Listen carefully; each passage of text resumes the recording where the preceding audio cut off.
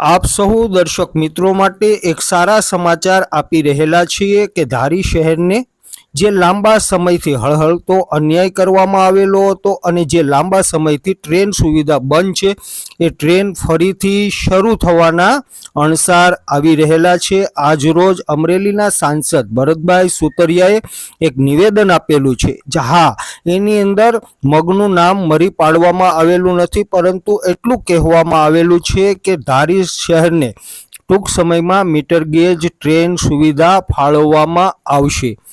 આપ સૌ આ વિડીયોને વધુમાં વધુ શેર કરજો। અમારી યુટ્યુબ ચેનલ પ્રથમ વખત નિહાળી રહેલા હોય તો અમારી ચેનલને સબસ્ક્રાઈબ કરજો અને અમારી ફેસબુક પ્રથમ વખત નિહાળી રહેલા હોય તો ફેસબુકને ફોલો પણ જરૂરથી કરજો। હવે સાંભળો વિસ્તૃત આ સમાચાર।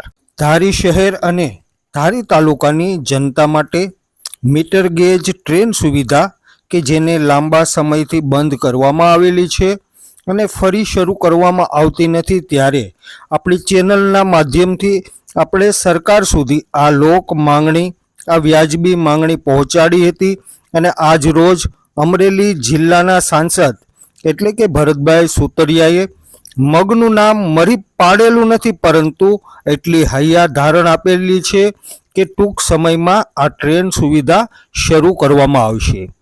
ટ્રેન શરૂ કરવા માટેની કોઈ પણ જાતની મુદ્દત આપણા સાંસદ ભરતભાઈ સુતરિયાએ આપેલી નથી। હા, તેઓએ આજે મીડિયા સમક્ષ એટલું નિવેદન આપેલું છે, ધારી વેરાવળ અને ધારી જુનાગઢ ટ્રેન શરૂ થશે। હા, જે અમરેલીના રેલવે સ્ટેશનનું કામ લાંબા સમયથી શરૂ છે, જેના કારણે ધારીથી અમરેલી સુધી આ ટ્રેન દોડાવવામાં આવશે નહીં, એવી આશા અને અપેક્ષા આપણે ભરતભાઈ સુતરિયા પાસેથી રાખી રહેલા છીએ કે દિવાળીના તહેવારો સમયે ધારી શહેરના મીટર ગેજ ટ્રેન સુવિધા ફરીથી શરૂ કરવામાં આવે।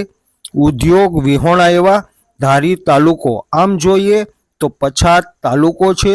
આ તાલુકાના સર્વાંગી વિકાસ માટે ધારી શહેરને જે ટ્રેન સુવિધા દશકાઓ પૂર્વે આપવામાં આવેલી હતી, આ ટ્રેન સુવિધા એકાએક બંધ કરવામાં આવેલી છે, જેની સમય મર્યાદા પણ હવે તો વહી ગયેલી છે અને લોકો જેને લાંબા સમયથી આતુરતાની રાહ જોઈ રહેલા હતા તેઓને પણ હવે તો શંકા વ્યક્ત કરી રહેલા છે કે ક્યાંક આ ટ્રેનના પાટા આપણા માટે ભૂતકાળ ન બની જાય।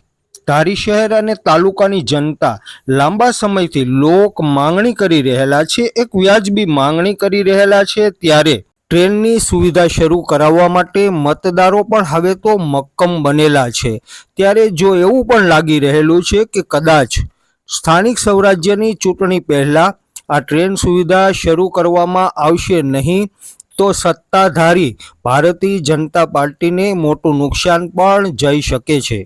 રેલવેના મેં બે દી પહેલાં અધિકારી સાથે અમે મિટિંગ કરી લીધી છે। જે ધારીથી સોમનાથ સુધીની ટ્રેન હતી તે શરૂ કરવામાં આવે અને વાત એ છે કે અમરેલી રેલવે સ્ટેશન બની ગયું છે, એના હિસાબે બંધ કરવામાં આવ્યું હતું, પણ હવે એનો ટાઈમ લાગે એમ છે કે ટૂંક સમયની અંદર ધારીથી આપણને સોમનાથ સુધીની ટ્રેન મળી જાય તે મેં રજૂઆત કરી દીધી અને ધારીની તમામ જનતાને અને આગળ જતા લોકો ઘણા ગામના લોકો છે તેને પણ હું ખાતરી આપું છું ટૂંક સમયની અંદર એ પ્રશ્નનો નિકાલ લાવી જશે।